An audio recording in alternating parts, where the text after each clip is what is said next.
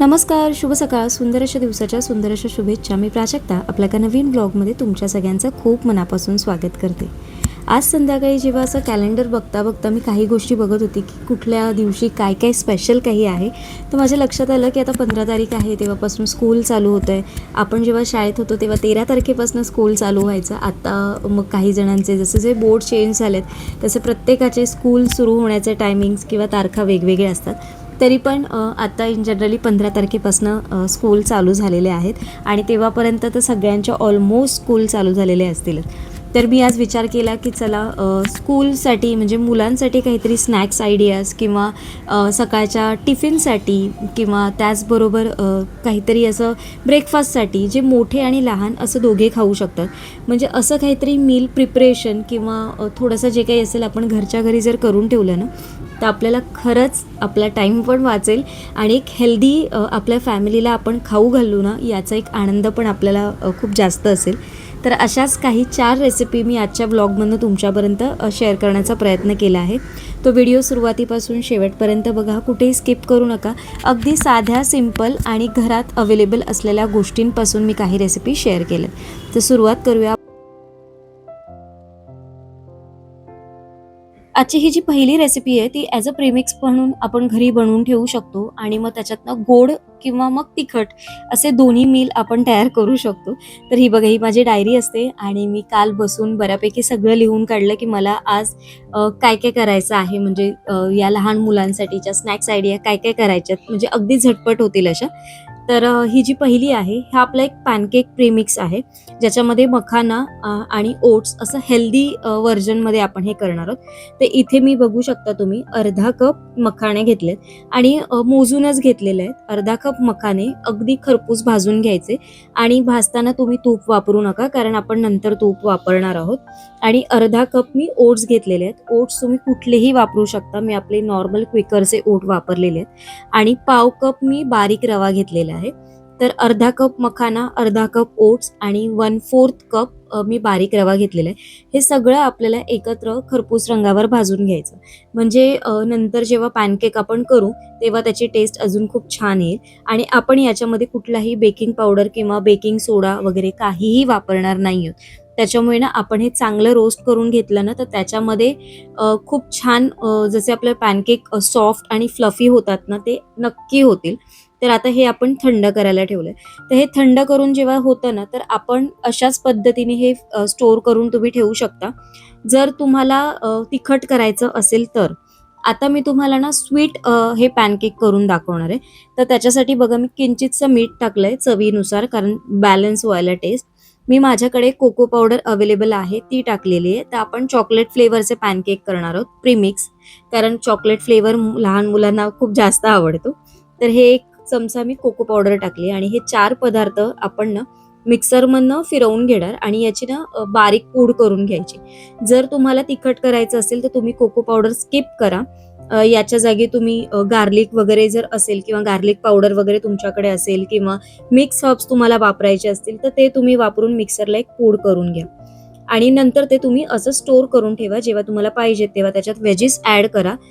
थोडंसं बाकी सगळं सेम ठेवायचं, म्हणजे दही ॲड करा, थोडंसं पाणी ॲड करा आणि मग तुम्ही पॅनकेक बनवू शकता व्हेजीसवाले. तर आता आपण हे जे मिश्रण आहे याच्यापासून गोड कसे करायचे ते मी सांगते. तर हे मी 2 चमचे प्रीमिक्स घेतलेलं आहे.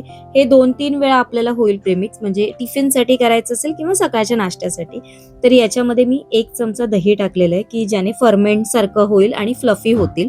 थोडंसं मी दूध टाकलेलं आहे आणि स्वीटसाठी मी इथे खजूर टाकलेत, म्हणजे याने अगदी हा हेवी नाश्ता होईल. खूप जास्त आपल्याला गोड खायचं नसतं, म्हणजे जेव्हा आपण मोठे खायचे, जेव्हा आपण म्हणत असतो की आपल्याला शुगर अवॉइड करायचे, तर तेव्हा तुम्ही डेट्स याच्यामध्ये वापरू शकता. नाहीतर तुम्ही एखादं याच्यामध्ये केळं देखील स्वीटसाठी ॲड करून टाकू शकता किंवा जे कुठलं फ्रुट्स अवेलेबल असतील ते पण तुम्ही याच्यामध्ये बॅलन्स करण्यासाठी, म्हणजे स्वीटला म्हणजे साखरेला काढून टाकण्यासाठी फ्रूट पण एखादा ॲड करू शकता. आता मी एका पॅनमध्ये थोडंसं तूप लावून घेतलेलं, याच्यावरती हे बॅटर पसरवून घेतलं. बघा, तुम्हाला जेवढ्या साईजचं पाहिजे तेवढी साईज तुम्ही करा. छोटं, मोठं किंवा असं मोठंच ठेवलंय मी, खूप जास्त असं ठेवलं नाही. बाजूने थोडंसं जेव्हा खालून शिजेल नंतर मग आपण थोडंसं तूप तिथे साईडने टाकलंय आणि तुम्ही बघू शकता की ते हलके झालेत आणि खाली चिटकले नाहीयेत आणि इझिली फ्लिप पण झालेत. तर एका साईडने झाल्यानंतर आता आपण हे दुसऱ्या साईडने पण परतून घ्यायचे. दोन्ही साईडने छान खरपूस रंगावर भाजून घ्यायचे आणि आपले हे पॅनकेक तयार झालेले आहेत. हे सेम तुम्ही जसं मी म्हटलं की फक्त तुम्ही कोको पावडर टाकू नका. दह्यामध्ये आणि पाण्याचा वापर करून मिरची पावडर किंवा हळद असं सकटाकट टाकून तुम्ही मिक्सरला पेस्ट करा आणि नंतर वरती भाज्यांचे जसं आपण उत्तप्पा करतो तसे टॉपिंग्स केले की आपले ते अप्पे तयार होतील.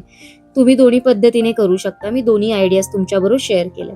आता हे स्वीट आहे, वरून थोडंसं मी मध टाकलंय.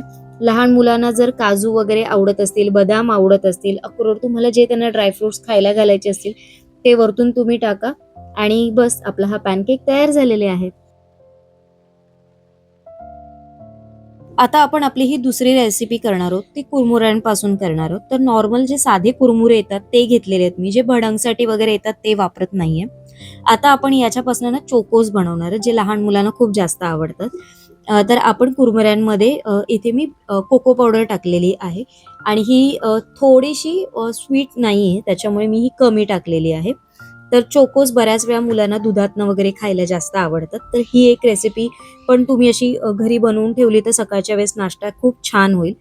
तर याच्यामध्ये थोडंसं मी मध टाकलंय, थोडंसं मीठ टाकलंय. तुमच्या आवडीनुसार याच्यामध्ये तुम्ही चॉप नट्स ॲड करा आणि थोडंसं किंचितचं तेल टाकायचं. हे सगळं एकत्र मिक्स करून घ्यायचं. चवीप्रमाणे तुम्ही याच्यामध्ये दालचिनीची जी पावडर असेल ती टाका. माझ्याकडे ऑलरेडी केलेली होती. दालचिनी आणि साखर अशी मी एकत्र करून पूड करून ठेवली, कारण मला बऱ्याच वेळा कुकीजला वगैरे ती वापरते मी.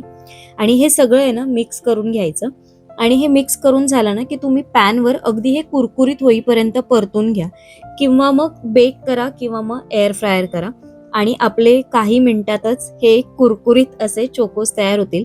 जेव्हा तुम्हाला खायचे असतात थोडेसे हे घ्या, दुधामध्ये ओता आणि त्याच्यावरती मग तुम्हाला काही आवडत असेल केळं किंवा तुमच्या आवडीचे ड्रायफ्रुट्स किंवा मग तुम्हाला काही फ्रुट्स कट करून त्याच्यामध्ये टाकायचे असतील तर ते टाका आणि खा. बाहेरचे जसे चोकोस मिळतात तसेच हे टेस्ट करतात, काहीही वेगळे लागत नाही. तर हा एक पदार्थ पण तुम्ही घरच्या घरी बनवून ठेवू शकता आणि अगदी कमी वेळात तो होतो.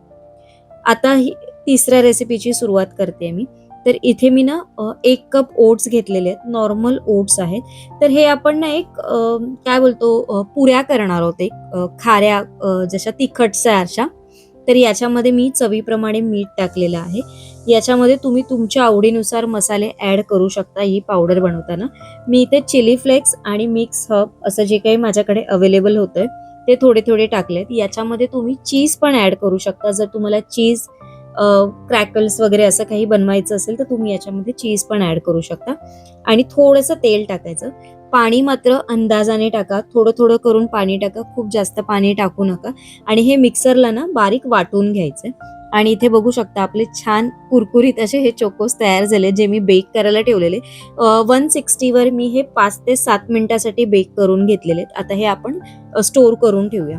आता एका साईडला आपलं जे पीठ होतं म्हणजे जे आपण मिक्सरला फिरवून घेतलेलं ना, ते आपल्याला परत एकदा ना एका बाउलमध्ये काढून घ्यायचं आणि असं मळून घ्यायचं. जसं आपला चपातीचा गोळा होतो ना, तसा याचा गोळा होतो. फक्त पाण्याचं प्रमाण थोडं थोडं करून टाका. नाहीतर ओट्स जर अगदी चिकट झाले तर मग तुमचं परत त्याच्यामध्ये थोडेसे ओट्स तुम्हाला टाकून खूप जास्त त्याचं प्रमाण वाढवावं लागेल आणि पीठ खूप जास्त जास्त होत जाईल.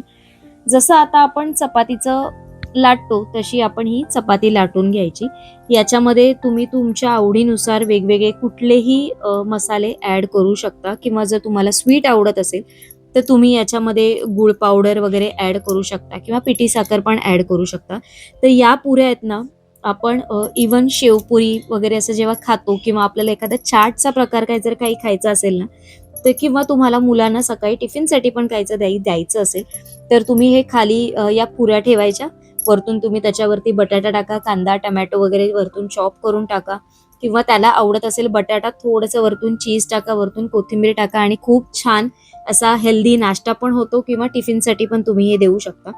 तर ही जी पोळी आपण लाटून घेतली ना, याच्या कडा मी कापून घेतल्यात आणि ना आता आपण याच्या चिप्स सारख्या कापून घेणार आहोत, म्हणजे एखाद्या पुऱ्या.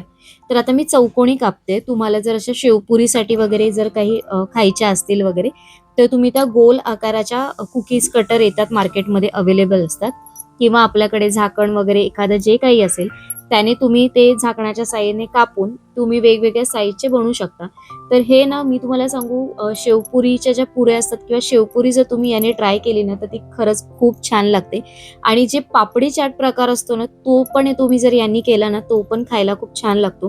कारण जेव्हा आपल्याला बाहेर हे सगळं खायचं असतं, तेव्हा आपण थोडेसे हेल्थ कॉन्शियस असल्यामुळे त्याचे सगळं लक्ष देतो. आणि आत्ता याच्यात चुकी कोणाचीच नाहीये. कारण आता सगळं असंच चालू आहे बाहेर पण, आणि आपण आपल्या तब्येतीची काळजी घेतली पाहिजे. तर त्याच्यासाठी अशाच काही या रेसिपीज मी आजच्या ब्लॉगमधनं, ज्या लहानांना आणि मोठ्यांना दोघांनाही खाता येतील अशा मी दाखवलेल्या आहेत. तर आता मी ह्या बेक करणार आहे. ते या बेक करण्यासाठी मी 170वर एक 12 ते 15 मिनिटासाठी बेक करून ठेवायच्या, सगळ्या लावून घ्यायच्या. आणि या काही फुगत नाहीत, या तिथल्या तिथे राहतात. याच्यावरती तुम्हाला काही वरती फोकने वगैरे पण करायची गरज नाही. थोडंसं वरून तेल लावा, म्हणजे वरून ते पटकन ड्राय होणार नाही. कारण ओट्स तसे पण ड्राय होतात सुकले की. कारण जेव्हा आपण बेक करायला ठेवू ना, तर वरची बाजू खूप ड्राय होऊन जाईल. म्हणून थोडंसं वरतून तेल लावून घ्यायचं. तुम्हाला तूप लावायचं असेल तर तूप पण लावू शकता, आणि ते बेक करायला ठेवायचं. तर आता बेक होत आहे तोपर्यंत आपण आपली लास्ट रेसिपी बघूया. तर इथे मी ना 50 ग्रॅम तूप घेतलेलं आहे. आपलं घरचं तूप आहे. जर तुम्हाला 50 ग्रॅम तुपाचं प्रमाण कळत नसेल, तर मोठे 3 चमचे आणि छोटे 4 चमचे एवढं तुपाचं प्रमाण असेल. थोडंसं फेटून घ्या, खूप जास्त फेटू नका. याच्यामध्ये पावडर शुगर घेतलेली आहे, ती पाव पेला घेतलेली आहे मी, आणि ती सगळी मिक्स करून घ्यायची. आणि हे ना एक कुकीज किंवा बिस्किट तुम्ही संध्याकाळच्या किंवा सकाळच्या वेळेसच्या खाण्यासाठी मी हे तुमच्याबरोबर शेअर करते ही रेसिपी.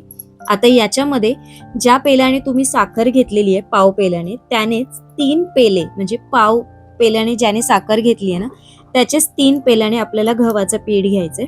गव्हाचं पीठ असल्यामुळे, साखर असल्यामुळे याच्यामध्ये किंचितसं मीठ टाका. थोडंसं वरून जिरं थोडंसं गरम करून घ्या, आणि मग तुम्ही ते याच्यामध्ये जिरं टाका. हा जो गोळा आहे तो मळण्यासाठी आपल्याला दुधाचा पण वापर करायचा आहे. तर एक 2 छोटे चमचे किंवा 3 चमचे, 2 ते 3 चमचे, कन्सिस्टन्सी बघा तुम्ही. 3 चमच्यापर्यंत दूध याच्यामध्ये लागतं. आणि एक छान असा याचा गोळा तयार करून घ्यायचा, आणि हा गोळा आपण फ्रीजमध्ये सेट करायला ठेवायचा. एक 10 ते 15 मिनिटासाठी भरपूर होतो.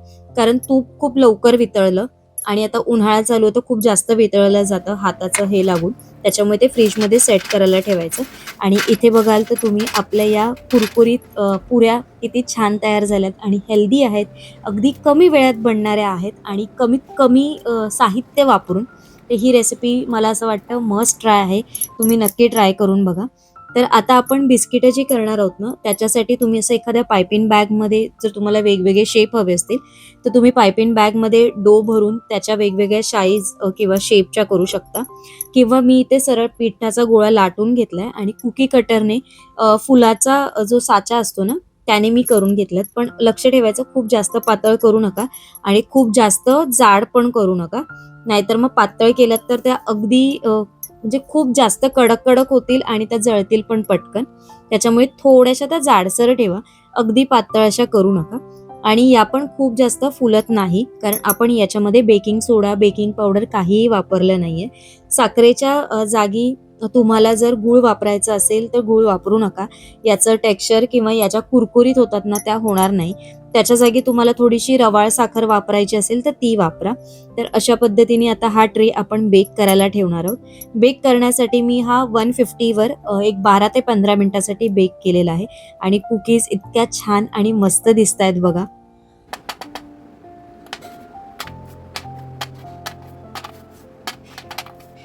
आवाजावरनं तुम्हाला कळलं असेल की कुकीज किती अगदी क्रंची झालेले आहेत, किंवा ही बिस्किटं म्हणा अगदी छान झालेले आहेत.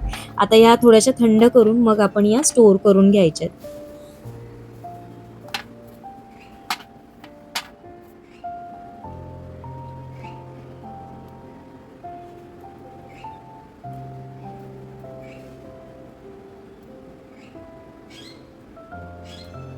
तर आशा करते आजच्या व्हिडिओमधल्या मी ज्या ज्या रेसिपी तुमच्याबरोबर शेअर केल्यात तुम्हाला त्या आवडल्या असतील. फक्त बेकिंग रिलेटेड ज्या गोष्टी आहेत त्या तुम्ही याच्यामध्ये पण करू शकता. कुकर किंवा पॅन वगैरे ठेवून त्याच्यावरती म्हणजे कढईत वगैरे करू शकता. तर कढईत वगैरे तुम्हाला ठेवायचं असेल तर एक 5 ते 10 मिनिटं तुम्ही एक्स्ट्राच ठेवा. म्हणजे जसं मी आता इथे 180 वर तुम्हाला सांगते, 180 डिग्रीवर आपण 10 मिनिटं किंवा 15 मिनिटं ठेवतो. तर तुम्ही कुकरवर जेव्हा ठेवाल तर 20 ते 25 मिनिटं ठेवा, एवढाच फरक पडतो. बाकी बेकिंग तसं सेमच होतं. आणि जे तुम्ही जेव्हा पहिलं गरम कराल ना, तेव्हा गॅसची फ्लेम पहिली 5 मिनिटं जास्त ठेवायची आणि नंतर मग ती कमी करायची. म्हणजे आता 20 मिनिटं तुम्हाला पदार्थ बेक करायचा आहे, तर पहिली जी 5 मिनिटं असणार त्याची आग एकदम जास्त ठेवायची आणि नंतर 5 मिनिटांनी कमी करायची आणि नंतर मग तो लो फ्लेमवर तुम्हाला शिजत ठेवायचा. म्हणजे जो काही बेक करायला ठेवायचा, इव्हन केक असेल, बिस्किटं असतील, नानकटाई असेल, जे काही असेल तर तुम्ही तशा पद्धतीने बेक करा. तर चला, आजच्या व्हिडिओमधनं मी आता लहान मुलांची शाळा चालू झाली. आज 15 तारीख आहे आणि 15 तारखेपासून सगळ्यांच्या शाळा चालू होतात आणि ह्या रेसिपीज लहान मुलंच नाही तर मोठे देखील खाऊ शकता. तुम्ही नाश्त्यासाठी, ब्रेकफास्टसाठी, मधल्या टी टाइम स्नॅक्ससाठी, अशा कुठल्याही वेळेसाठी हा सगळ्या रेसिपी, ज्या 4 रेसिपी दाखवल्या तर तुम्ही एन्जॉय करू शकता. व्हिडिओ थोडा जरी आवडला असेल तर लाईक करा, शेअर करा, चॅनलला अजून सबस्क्राईब केलं नसेल तर सबस्क्राईब करा आणि बाजूला जेव्हा तुम्ही कमेंट करता तिथे थोडंसं स्वॅप केलं तर तुम्हाला एक हाईपचं बटन दिसेल, तर हाईप पण करा म्हणजे आपला हा व्हिडिओ जास्तीत जास्त लोकांपर्यंत पोहोचेल.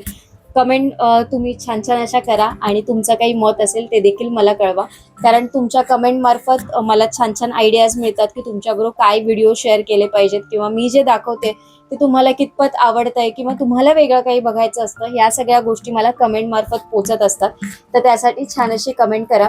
उद्या एका छानशा व्लॉगमध्ये भेटते. आजचा व्लॉग इथेच एंड करते. स्मार्ट गृहिणीचा आपला हा पहिला एपिसोड होता. उद्या एका छान स्मार्ट गृहिणीच्या सेकंड एपिसोडमध्ये तुम्हाला लवकरच भेटेन. तोपर्यंत सगळ्यांना Shri Swami Samarth. Bye bye and take care.